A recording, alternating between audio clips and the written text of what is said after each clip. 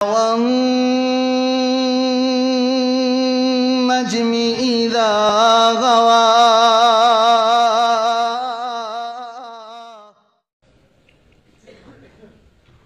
الذي بيده مقاليد الفرج والصلاة والسلام على صاحب الجبين الأبلج المبعوث بأقوم دين وأعظم منهج صلوات ربي وسلامه عليه وعلى آله وأصحابه السرج أما بعد فأعوذ بالله من الشيطان الرجيم إن هذا القرآن يهدي للتي هي أقوم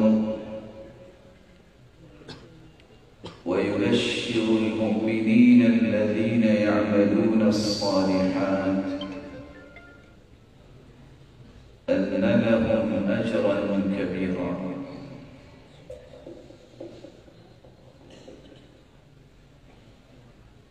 لائق التکریم سامعین مکرم، اللہ ذوالجلال ہم سب کے خالق و مالک اور رازق ہے۔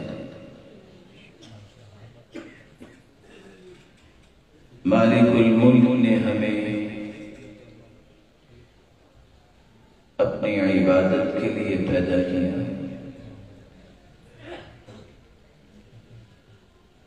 اور عبادت کا مفہوم اور طریقہ سمجھانے کے لیے کائنات کی سب سے اعلیٰ اور ارفع اور اسما ہستی محمد رسول اللہ صلی اللہ علیہ وسلم کو ہمارے لیے ہادی و مرشد بنا کے بھیجا۔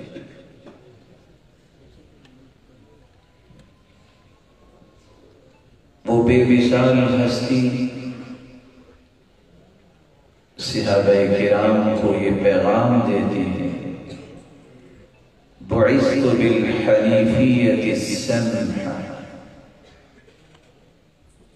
لوگوں میں بڑا ہی آسان اور یکرو دین دے کے بھیجا گیا۔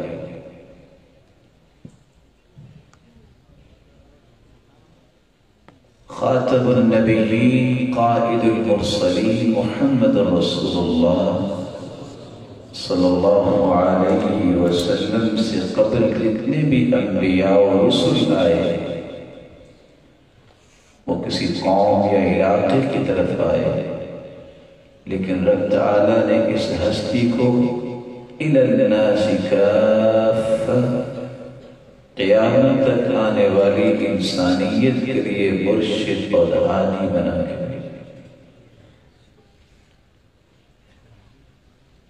اور وہ دستور اور وہ آئین، وہ کانسٹیٹیوشن جو اس پیغمبر کے ساتھ اللہ تعالیٰ نے اس امت کو عطا کیا، وہ قرآن مجید ہے جو تمام کتابوں کی جامع کتاب ہے۔ اللہ عز و جلال نے اس طرح دین کو آسان اور سہل بنا کے محمد مصطفیٰ صلی اللہ علیہ وسلم پر نازل کیا، جس کا ایک ایک زاویہ اس کی آسانی کا بین ثبوت ہے۔ اعوذ باللہ من الشیطان الرجیم پڑھنے کی بات آتی ہے تو ایک نہیں کوئی 5 سیر رسول اللہ صلی اللہ علیہ وسلم سے صحیح سند سے ہم تک پہنچے۔ اس بے مثال ہستی پر درود کی بات آتی ہے کو 7 سے 10 سیر رسول اللہ صلی اللہ علیہ وسلم نے صحابہ کو سکھائے کہ یوں بھی درود پڑھ سکتے ہیں، یوں بھی پڑھ سکتے ہیں اور یوں بھی پڑھ سکتے ہیں۔ رفع الیدین کی بات آتی ہے تو عمل کر کے دکھایا کہ کندھوں کے برابر بھی دونوں ہاتھوں کو لے جا سکتے ہیں، کانوں کی لو تک بھی لے جا سکتے ہیں، اور صحابہ کرام اپنے سینے تک بھی ہاتھوں کو اٹھایا۔ نماز میں بیٹھنے کا طریقہ ہے تو تورک کے 1 سے 3 طریقے سید المرسلین نے بیان کر دیے۔ کوئی بیمار ہے اور لاچار ہے تو اس کو آپشن دے دیے ہیں کہ کھڑے ہو کے نماز پڑھو، نہیں تو بیٹھ کے پڑھ لو، نہیں تو کروٹ کے بل پڑھ لو، اتنی بھی طاقت اور سکت نہیں فَأَوْمِ إِيمَانًا، تم جس حالت میں ہو اشارے سے نماز پڑھ لو، اجر تمہارا رب تمہیں پورا ہی عطا کرے۔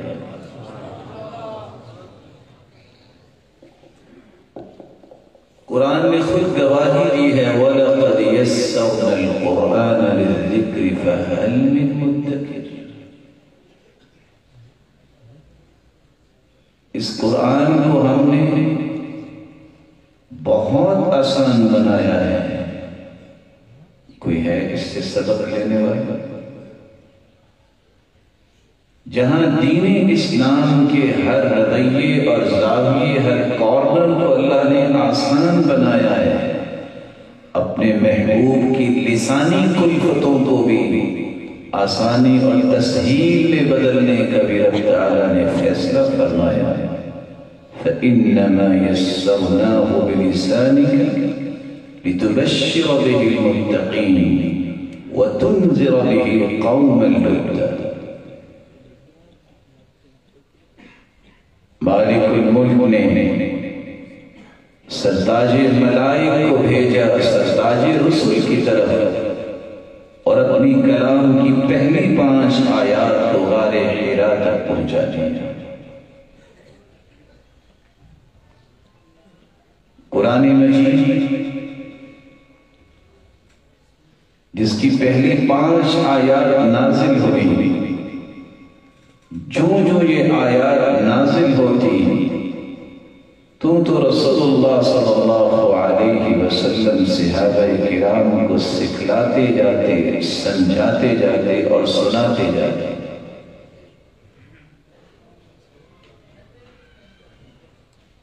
آسانی کے اس تسلسل کو اللہ جلال نے برقرار کیسے رکھا؟ كان عند عطاءة بني غفار، رسول اللہ صلی اللہ علیہ وسلم بنی غفار کے اس باغ کے پاس جا رہے تھے کہ سرتاج ملائک کو، سرتاج رسل کی طرف اللہ نے ایک پیغام دے کے بھیجا۔ جبریل امین آئے، صحیح مسلم کی روایت ہے، اور کہنے لگے ان اللہ یأمرک ان تقرئ امتک القرآن علی حرف۔ اللہ عز و جلال کا پیغام لے کے میں آیا ہوں، رب تعالیٰ کا حکم یہ ہے کہ آپ اپنی امت کو ایک حرف پر، ایک لہجے پر قرآن مجید پڑھا دیں۔ رسول اللہ صلی اللہ علیہ وسلم جو خود فرمایا کرتے تھے انما انا رحمت مہداۃ، میرے رب نے مجھے تمہارے لیے بطور تحفہ رحمت کا پیکر بنا کے بھیجا۔ فوراً جبریل امین کو جواب دیا اسأل اللہ معافات ومغفرت وإن امتی لا تطیق ذلك، میں اپنے رب سے معافی کا طلبگار ہوں، میں عافیت مانگتا ہوں، میری امت جو کہ قیامت تک آنے والی انسانیت ہے، جس میں عربی بھی ہوں گے تو عجمی بھی ہوں گے، میری امت اس بات کی طاقت نہیں رکھے گی کہ وہ ایک ہی انداز سے سب کے سب قرآن مجید پڑھ سکے۔ جبریل امین واپس تشریف لے گئے۔ جبریل امین کا دوبارہ ورود مسعود ہوا اور یہ پیغام لے کر آیا، ان اللہ یأمرک ان تقرئ امتک القرآن علی حرفین۔ اللہ عز و جلال کا حکم یہ ہے کہ آپ اپنی امت کو 2 حروف پر قرآن مجید کی تعلیم دیجیے۔ نبی رحمت نے وہی جواب دیا جو پہلی مرتبہ جواب دیا تھا، میری امت اس بات کی طاقت نہیں رکھے گی، میں اپنے رب سے معافی کا طلبگار ہوں۔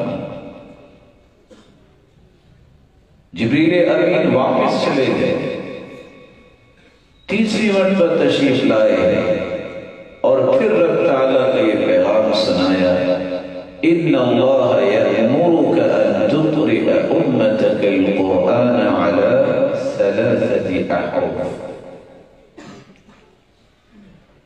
اللہ رب العزت کا پیغام یہ ہے، حکم یہ ہے کہ آپ اپنی امت کو 3 حروف، 3 لہجات پر، 3 وجوہ پر اور 3 اندازوں میں قرآن مجید پڑھا دیجیے۔ نبی رحمت نے پھر وہی جواب دیا، نہیں، میری امت تو اس بات کی طاقت نہیں رکھے گی۔ کس قدر امت کا احساس ہے اس نبی رحمت کو۔ جبریل امین 4تھی مرتبہ جب رب تعالیٰ کے پاس گئے، واپس آ کے پھر پیغام سناتے ہیں، ان اللہ یأمرک ان تقرئ امتک القرآن علی 7 احرف۔ اللہ عز و جلال کا حکم یہ ہے کہ آپ اپنی امت کو 7 حروف پر قرآن پڑھائیے۔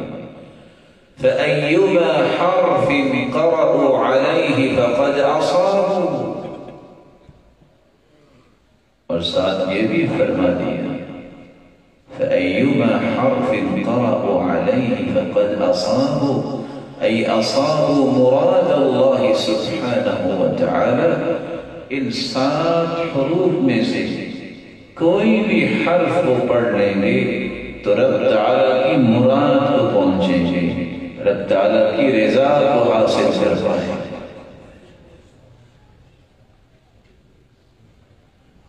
سرتاج رسول کا عمل مبارک یہ تھا، جو آیات، جو حکم اللہ جلال کا نازل ہوتا اسے صحابہ کرام کو سنایا بھی کرتے اور سکھایا بھی کرتے اور پڑھایا بھی کرتے۔ آپ صلی اللہ علیہ وسلم نے یہ 7 حروف، یہ لہجات، یہ انداز، یہ قرآن مجید کی متنوع وجوہ کو صحابہ کرام کو سکھانا شروع کیا۔ جس صحابی کو جو وقت ملا اس نے سعادت سمجھی، اور اس وقت کو غنیمت جانتے ہوئے جو بھی رسول اللہ صلی اللہ علیہ وسلم نے سکھایا اس کو سیکھا اور اس کو اپنی زندگی کے معمولات میں شامل کر لیا۔ سیدنا عمر رضی اللہ تعالی عنہ روایت کرتے ہیں، صحیح بخاری کی روایت ہے، سمعت هشام بن حکیم يقرأ سورة الفرقان في حياة رسول الله صلى الله عليه وسلم على حروف كثيرة لم يقرئنيها رسول الله صلى الله عليه وسلم۔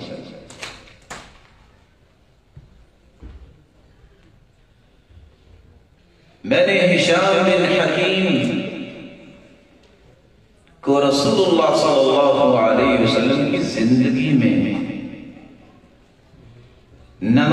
پڑھتے سنا، وہ سورۃ الفرقان کو پڑھ رہے تھے ان مختلف حروف میں، ان مختلف انداز اور لہجات میں جو انداز اللہ کے رسول نے مجھے نہیں سکھایا۔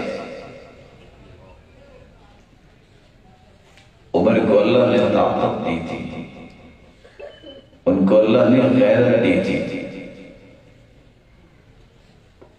کہتے ہیں جی تو چاہا کہ میں ابھی کچھ کروں، لیکن سلام پھیرنے کا میں نے انتظار کیا۔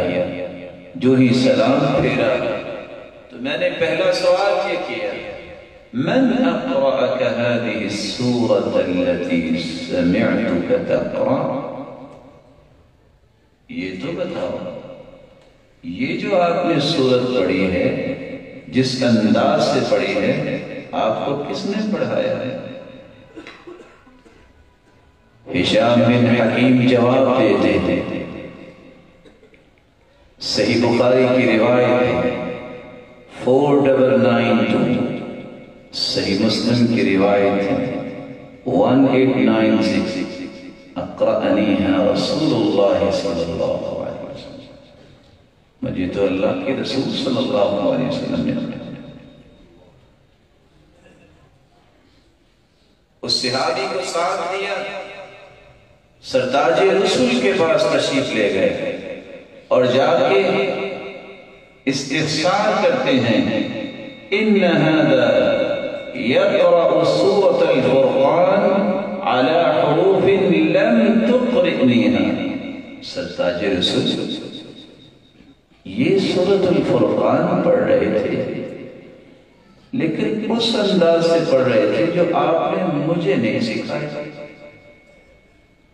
آپ نے فرمایا عمر اچھا ذرا رکو، اس کو چھوڑو، اقرأ یا ہشام، ہشام ذرا پڑھ کے تو سناؤ۔ عمر کو اعتراض کیوں ہوا ہے؟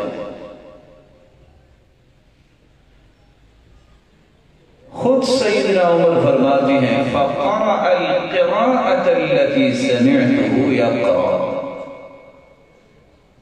ہشام نے وہ قرات پڑھی جو میں نے پہلے اسے پڑھتے سنا تھا۔ آپ نے سننے کے بعد فرمایا عمر هَكَذَا أُنزِلَتْ، یہ قرات اسی طرح ہی نازل ہے۔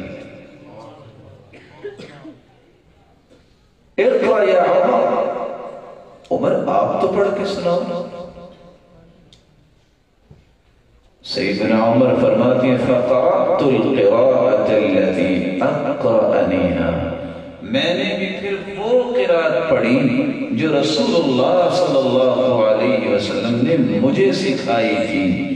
میری قرات کی بھی سماعت کرنے کے بعد آپ نے اپنی مبارک زبان سے کلمات بولے هَكَذَا أُنزِلَتْ، عمر قرآن کی یہ قرات ایسے ہی نازل ہے۔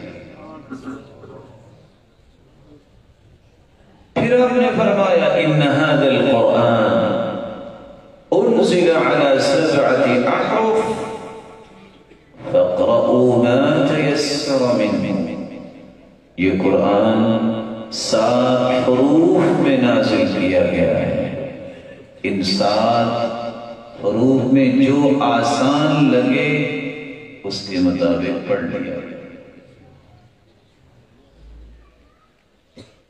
اس حدیث نے ایک اور معمہ بھی حل کر دیا جس کے بارے میں نہ جانے کیوں ہم افراط و تفریط کا شکار رہ رہے ہیں۔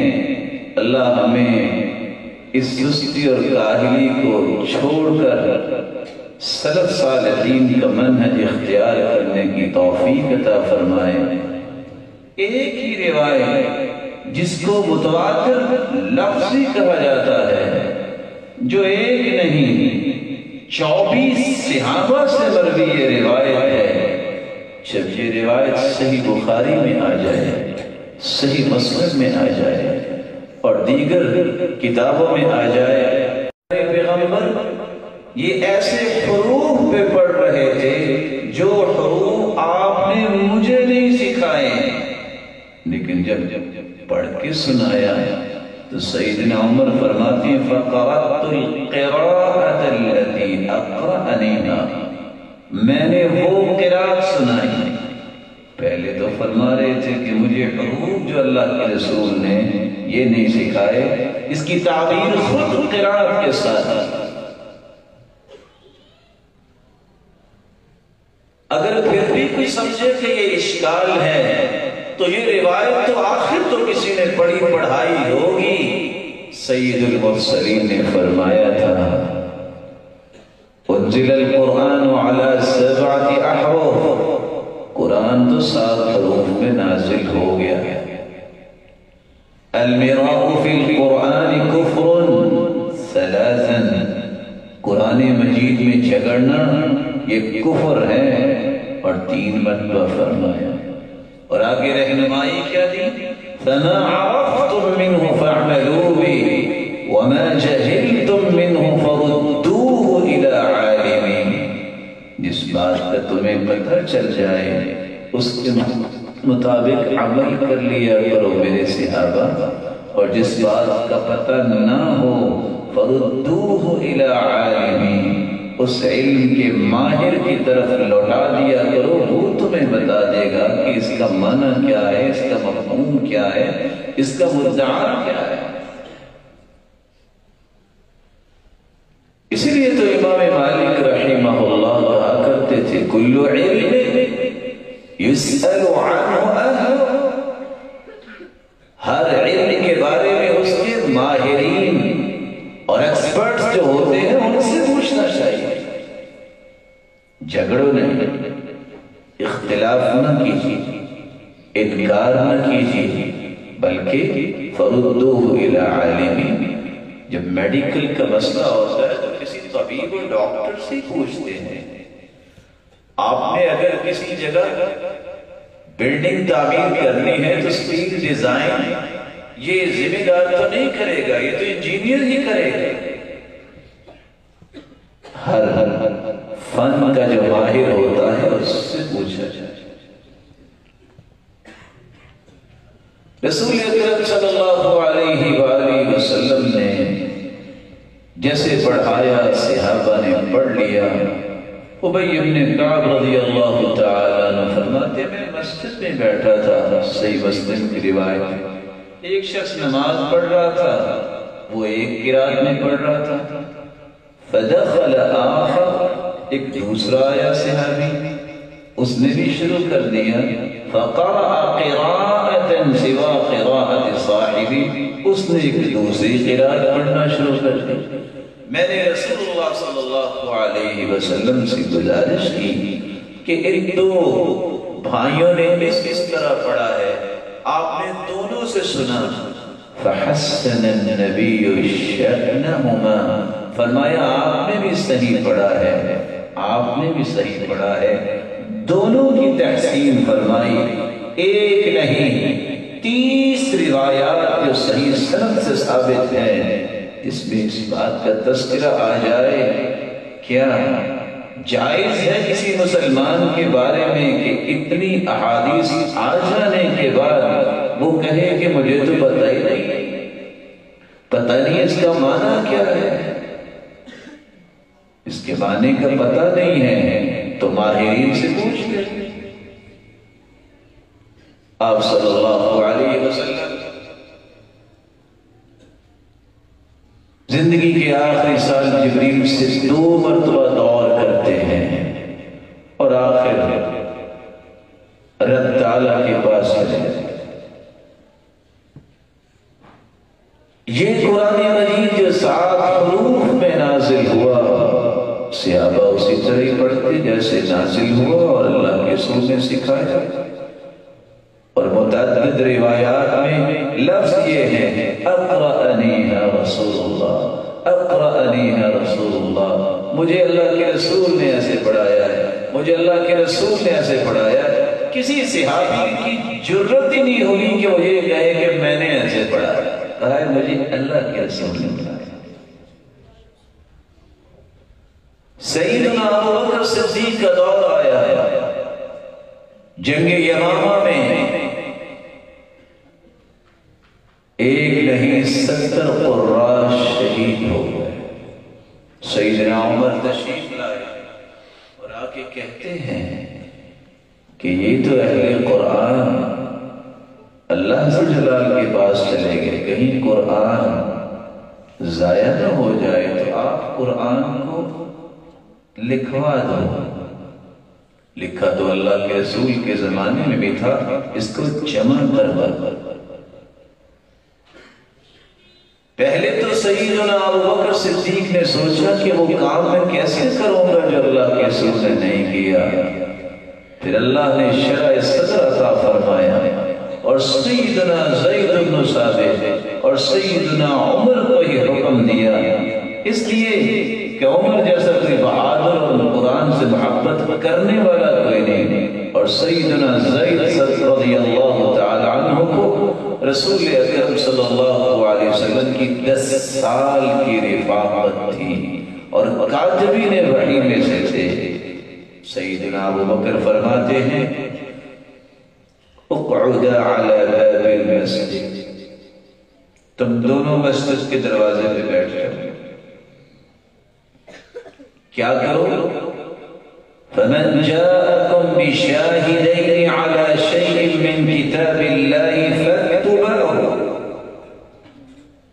ابئی تم بھی آؤ، تم لکھواتے جاؤ، یہ دونوں لکھتے جائیں، جو دو گواہ لے کے آ جائے کسی بھی آیت پر وہ لکھ لینا۔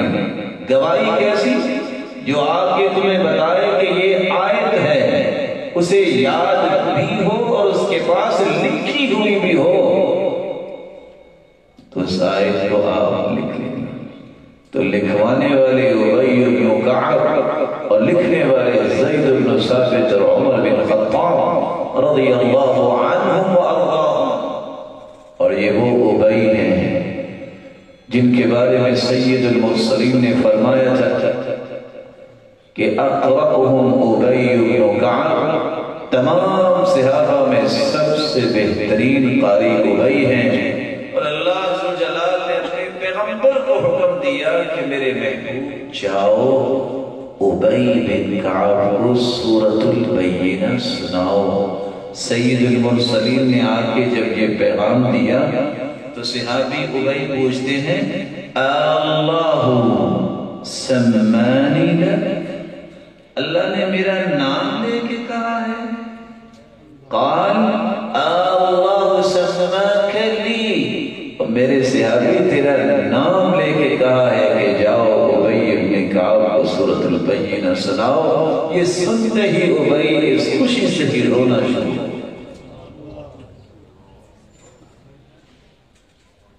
میرے رب کے فیصلے دیکھیے، کس کس جگہ کس کس معجزے کا اظہار، کس کس وقت میں مسلمانوں کو کس کس چیز کے بارے میں وضاحت دینی تھی، رب تعالیٰ نے پورا قرآن لکھا گیا۔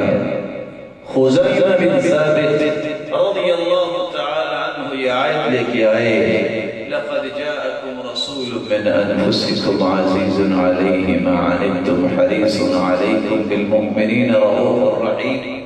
کوئی اور گواہ؟ کہتے ہیں کوئی نہیں۔ فیصلہ ہوا، سیدنا ابوبکر نے فرمایا یہ ہے تو اکیلا لیکن اس کی گواہی ڈبل ہے۔ کیوں؟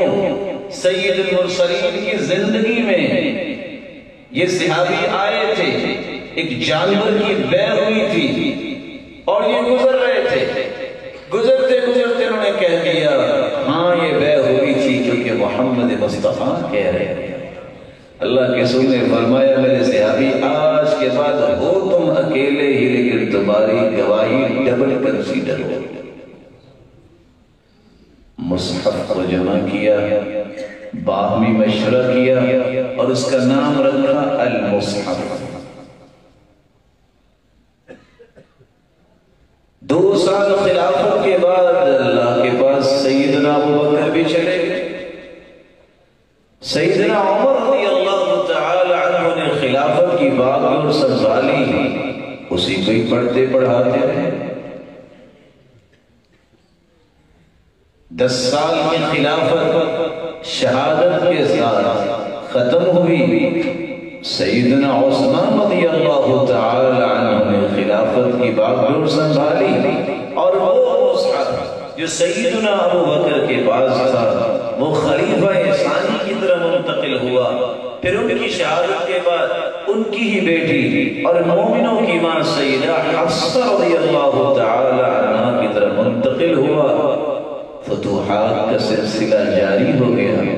24 ہجری کے آخر میں 25 ہجری کے شروع میں آذربائیجان اور آرمینیا کی جنگ تھی۔ تعجب یہ ہے کہ آج کل بھی یہ دونوں ملکوں کی جنگ ہے۔ چیف کمانڈر حذیفہ بن یمان رضی اللہ تعالی عنہ تھے۔ صحیح بخاری کی روایت بتاتی ہے جب انہوں نے سنا کہ ایک شخص کہتا ہے قراءتی خیر من قراءتک، میری قراءت تیری قراءت سے اچھی ہے، وہ کہے کہ میری قراءت اچھی ہے۔ حذیفہ بن یمان رضی اللہ تعالی عنہ کو فکر لاحق ہو گئی، وہ دوڑے سیدنا عثمان بن عفان کی طرف رضی اللہ عنہ اور آکے کہتے ہیں ادرک الامہ قبل ان یختلفوا کما اختلفت الیہود والنصارى، اپنی امت کی خبر لیجئے کہیں یہ بھی یہود و نصارہ کی طرح اختلاف نہ کرنے لگ جائے۔ کس بات پہ اختلاف؟ آج آپ بھی قرآن جب پڑھتے ہیں تو استاد جو پڑھاتا ہے کہ بیٹا اس کا معنی یہ ہے، تو بعض کاپی کی بجائے قرآن میں ہی کچھ معنی لکھ لیتے ہیں، تو وہاں معنی لکھے والے بھی لکھتے تھے، ان تفسیری الفاظ کو بھی بعد میں آنے والوں نے جو نئے مسلمان ہوئے انہوں نے اس کو بھی خیرات سمجھنا شروع کر دیا۔ اس فتنے کو ختم کرنے کے لیے سب سے پہلے تو سیدنا عثمان رضی اللہ تعالیٰ عنہ نے صحابہ کرام کو جمع کیا، منبر پر آئے اور کہتے ہیں انشدکم باللہ، میں تمہیں اللہ کا واسطہ دے کے پوچھتا ہوں، مجھے بتاؤ کس نے یہ حدیث سنی ہے اللہ کے پیارے پیغمبر سے انزل القرآن علی سبعۃ احرف؟ تو اتنے صحابہ کھڑے ہو گئے، فقاموا حتی لم یحصوا، اتنے صحابہ کھڑے ہوئے کہ ان کا شمار نہیں ہو سکا۔ اور لکھنے والے لکھتے ہیں کہ 12,000 صحابہ کے مشورے، اتفاق اور اجماع کے ساتھ پھر یہ کام سیدنا عثمان نے ایک نئے انداز سے کیا۔ وہ کیا انداز؟ ایک کمیٹی تشکیل کی، زید بن ثابت رضی اللہ تعالی عنہ کو اس کمیٹی کا ڈائریکٹر بنایا، ان کے ساتھ عبداللہ بن الزبیر ان کو ساتھ ملایا، سعید بن عاص رضی اللہ عنہ اس کمیٹی میں شامل کیے گئے، عبد الرحمن بن حارث بن ہشام رضی اللہ عنہ ان کو بھی ان کے ساتھ ملایا۔ ان 4 صحابہ کی کمیٹی بنائی اور ساتھ ہی پیغام بھجوا دیا۔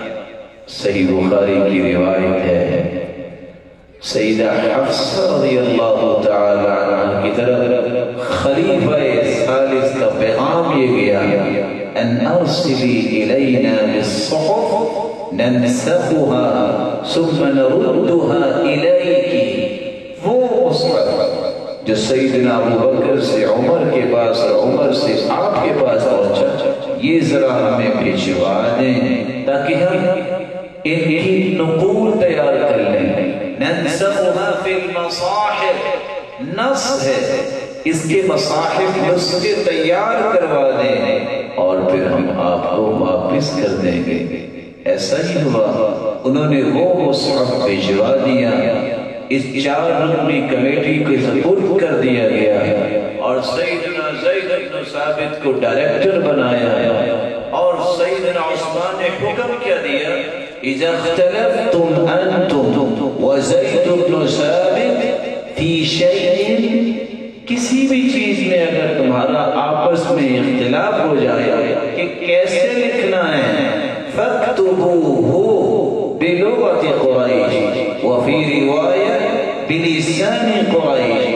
پھر تم قریش کی لغت اور اس کی زبان کے مطابق لکھنا. بات لکھائی کی ہے، نزول کی بات تو ختم ہو چکی، حروف تو ساتھ ہی تھے، یہ تو لکھے جا چکے. بات یہ تھی کہ اب مصاحف جو تیار کرنے اس میں لکھنا کیسے ہے. پورا قرآن لکھا اس کمیٹی نے، صرف تابوت کی تا اس میں معمولی سی مٹ چکی تھی. تو اب رائے سامنے آئی، تابوت کی تا کو تائے مطولہ لمبی تا کے ساتھ لکھیں کہ تائے مدورہ گول تا کے ساتھ لکھیں. تو حکم یہ تھا خلیفہ کا کہ لغت قریش کے مطابق اس کو لکھنا، کیونکہ وہ لمبی تا لکھتے ہیں. حالانکہ قرآن مجید کے اندر آج بھی 50 لغات ہیں، جیسے کہ ابو عبید قاسم بن سلام نے پوری کی پوری لغات کی تفصیل بیان کی. 6 مصاحف تیار کیے گئے.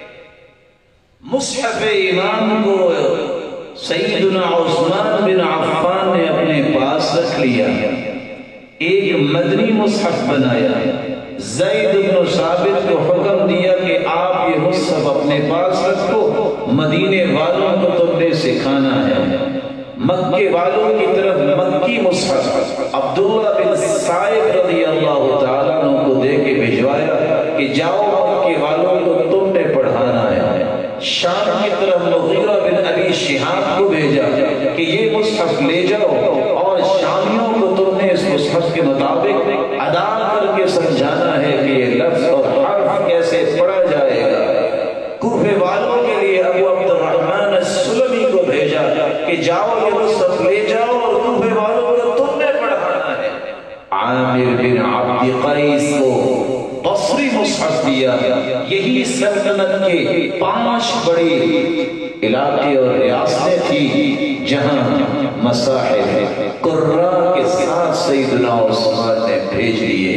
اور تعجب کی بات میں کرنے لگا، سیدنا عثمان نے ڈائریکٹر بنایا تھا زید بن ثابت کو، اور زید بن ثابت کہتے ہیں جب مصاحف تیار کر لیے فعرضت المصحف علیہا، میں نے وہ مصحف جو سیدہ حفصہ کے پاس سے منگوایا تھا ان 5 مصاحف پہ اس کو پیش کیا. فلم یختلفها فی شیء، ان 6 مصاحف اور وہ مصحف جو سیدہ حفصہ کے پاس سے آیا تھا، جو سیدنا عمر پھر سیدنا ابو بکر کے زمانے میں لکھا گیا تھا، ان میں کسی چیز میں کوئی بھی اختلاف نہیں. تو یہاں میں پھر ادب سے کہنا چاہوں گا، عالی مقام کبھی اہل فن سے بھی پوچھ دیا کر یہ کہتے ہوئے کہ سیدنا عثمان نے تو امت کو ایک قرار پہ جمع کیا ہے اور 7 حروف میں سے 6 حذف کر دیے. یہ کہتے ہوئے کبھی تو زبان لرزنی چاہیے کہ جو قرآن رب نے اتارا ہے، جس کی حفاظت کی ذمہ داری رب نے اٹھائی ہے، سیدنا عثمان اس کو ختم کیسے کر سکتے. ساتھ ہی زید بن ثابت اس لیے فرماتے ہیں القراءة سنة متبعة يأخذها الآخر عن الأول. سلسلہ صحیحہ میں شیخ البانی روایت لائے ہیں، یہ قراءت سنت متواترہ ہے، بعد والے پہلوں سے حاصل کرتے ہیں اور اس قدر دقت کے ساتھ یہ علمی تلقی اور مشافت کے ساتھ استاد کے سامنے روبرو بیٹھ کے جو پڑھتا نہیں اس کی قراءت کبھی بھی غلطیوں سے پاک نہیں ہوتی. صحابہ کو اس قدر حساس تھے. سلسلہ صحیحہ کی روایت ہے 2237 سیدنا عبداللہ ابن مسعود قرآن پڑھاتے ہیں ایک شخص کو، اور پڑھاتے کیا ہے وہ سنا رہا ہے انما الصدقات للفقراء والمساکین. آیت قرآن کی پڑھی ہے سورۃ التوبہ کی آیت نمبر 60 مرسلۃ مد نہیں کی، للفقراء پڑھتے ہیں. صحابی نے کہا رکو ما هكذا اقرأنيها رسول الله صلی اللہ علیہ وسلم، مجھے اللہ کے رسول نے ایسے پڑھایا ہی نہیں. انکار ہی کرے گا۔ شاگرد سوال کرتا ہے کیف اقرأکہا یا ابا عبد الرحمن، اے ابو عبد الرحمن آپ کو اللہ کے رسول نے کیسے پڑھایا؟ وہ ڈر گیا کہ نہ جانے میں نے کیا غلط پڑھ دیا۔ پھر عبداللہ ابن مسعود نے پڑھ کے سنایا فقرأ انما الصدقات للفقراء والمساکین فمدها، آیت وہی پڑھی، وہی آیت، صرف مد کا اضافہ کیا۔ اہل علم یہاں تشریف فرما ہیں جو ہمارے سروں کے تاج ہیں، مد کرے یا نہ کرے معانی میں کوئی بگاڑ نہیں آتا۔ اگر صحابہ معانی میں بگاڑ نہ بھی آتا پھر بھی اتنے حساس تھے کہ معمولی سی مد بھی برداشت نہ کرتے کہ یہ اللہ کے رسول نے نہیں پڑھایا۔ تو جب معنی میں بگاڑ پیدا ہو جائے تو پھر صحیح پڑھنے کی تمنا کرنی چاہیے۔ رسول اکرم صلی اللہ علیہ وآلہ وسلم پر نازل ہونے والا قرآن پوری دنیا میں پھر کسی طرح ہی پڑھایا جاتا رہا اور آج ہم تک پہنچا ہے۔ رسول اکرم صلی اللہ علیہ وآلہ وسلم کے ان فرامین کی روشنی میں امام ابن تیمیہ کو کون نہیں جانتا؟ امام ابن تیمیہ نے پتہ نہیں کیسے کہہ دیا، وہ کہا کرتے تھے لم ينکر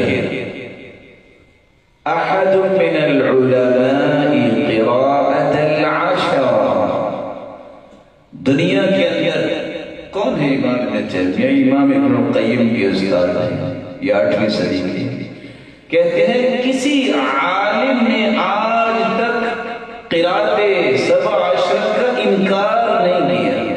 یہ کون کہہ رہا ہے؟ امام ابن تیمیہ شیخ الاسلام۔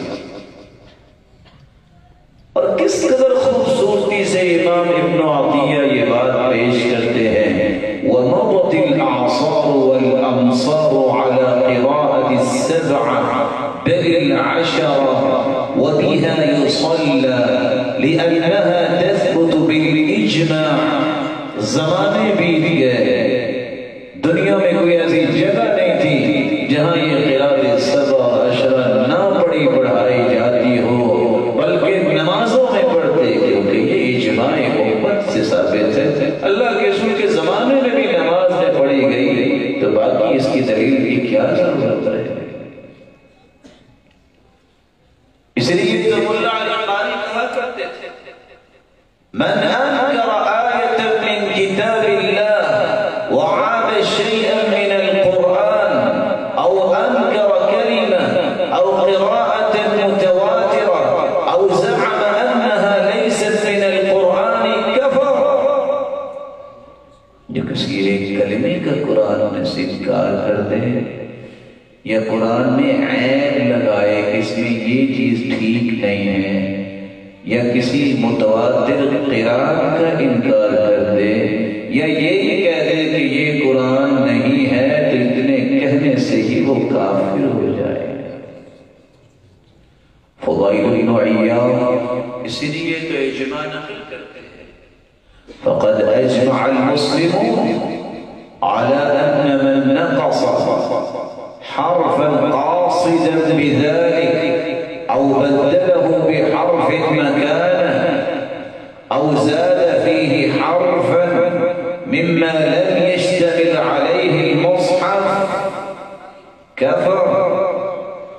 جو شخص جان بوجھ کے قرآن میں اضافہ کرتا ہے یا اس میں کمی کرتا ہے یا کسی حرف کو دوسرے حرف سے بدل دیتا ہے، جو مصاحف صحابہ کرام نے لکھے وہ اس میں نہیں، تو ایسا انسان کافر ہو جائے۔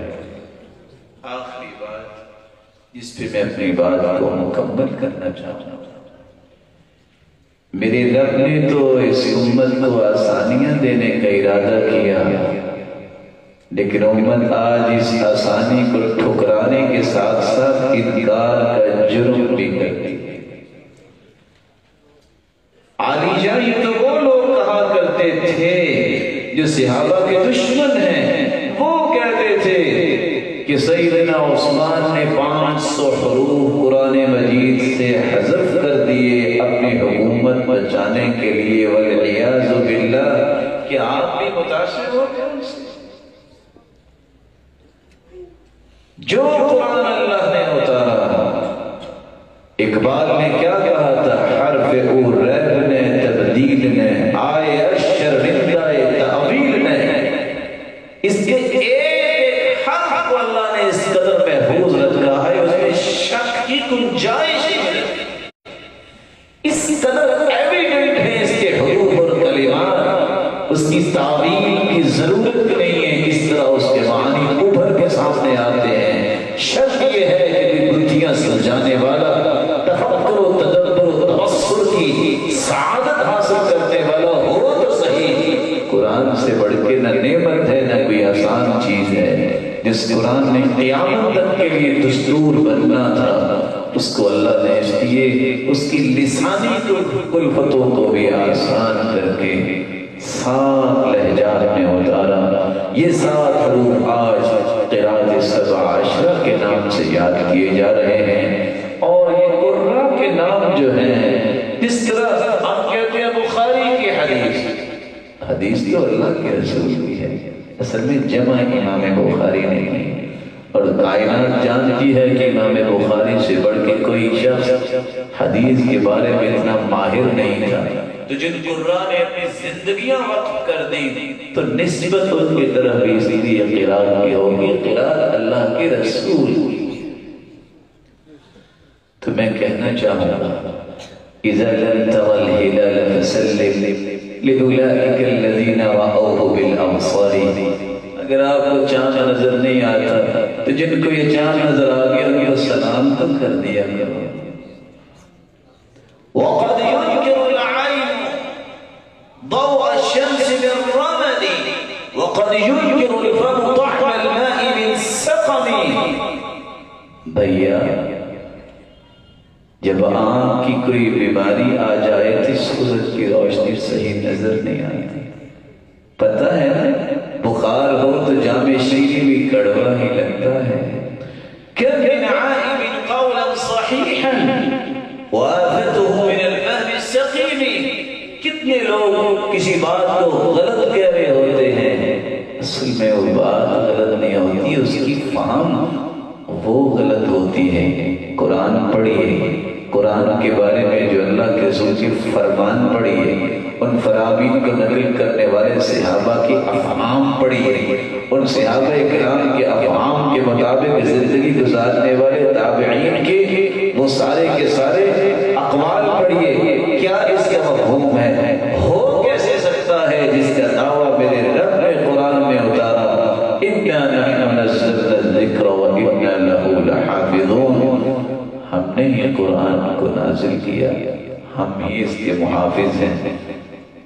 مبارکباد کے مستحق ہیں یہ روشن چہرے جن کو اللہ نے یہ سعادت نصیب کی کہ وہ ان حروف کو، ان قراءات کو پڑھنے والے ہیں۔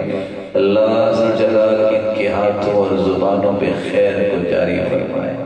اللہ کی قسم میں ایک چھوٹا سا طالب علم ایک خوشخبری آپ کو سنا دوں اور آپ سے پوچھ کے سناؤں گا کہ جی جب بندہ فوت ہو جائے تو عمل جاری رہتا ہے کہ ختم ہو گیا؟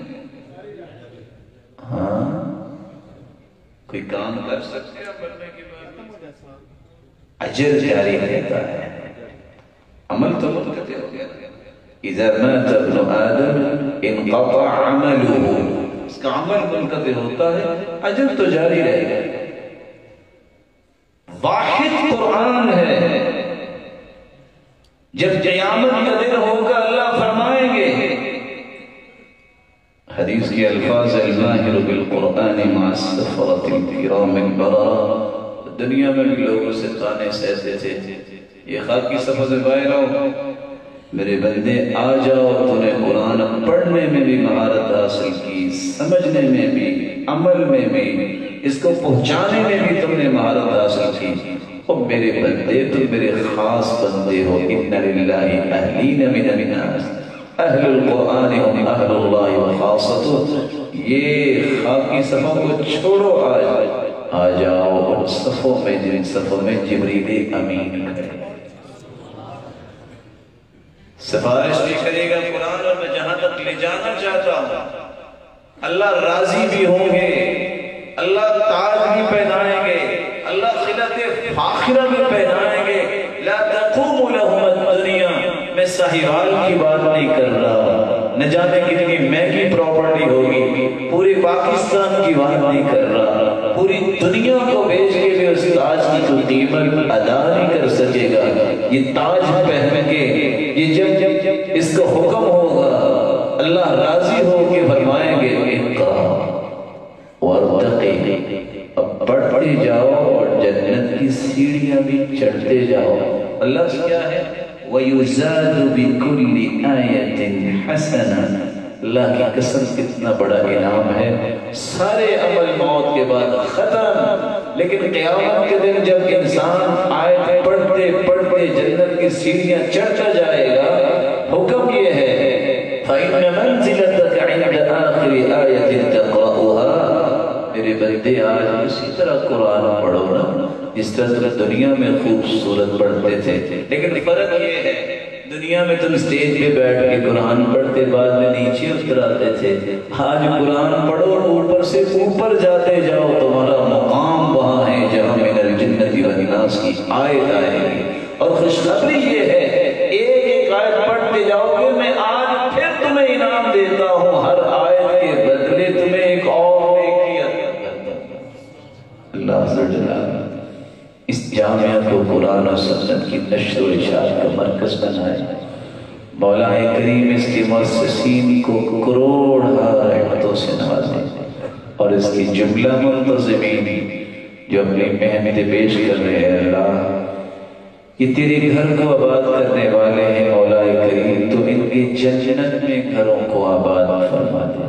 الہ العالمین یہ نیکی کا کام جانے والوں کے لیے صدقہ جاریہ بنا دے، مولا کریم اپنی شان اور عظمت کے مطابق ان کو قیامت کے دن انعامات سے نوازنا، اور جس طرح تیرے گھر میں جمع ہیں ہم سب کو بھی اپنے محبوب کے ساتھ جنت الفردوس میں جمع فرمانا اور اپنے دیدار کا مستحق بنانا۔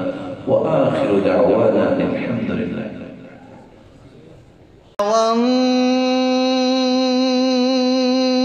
والنجم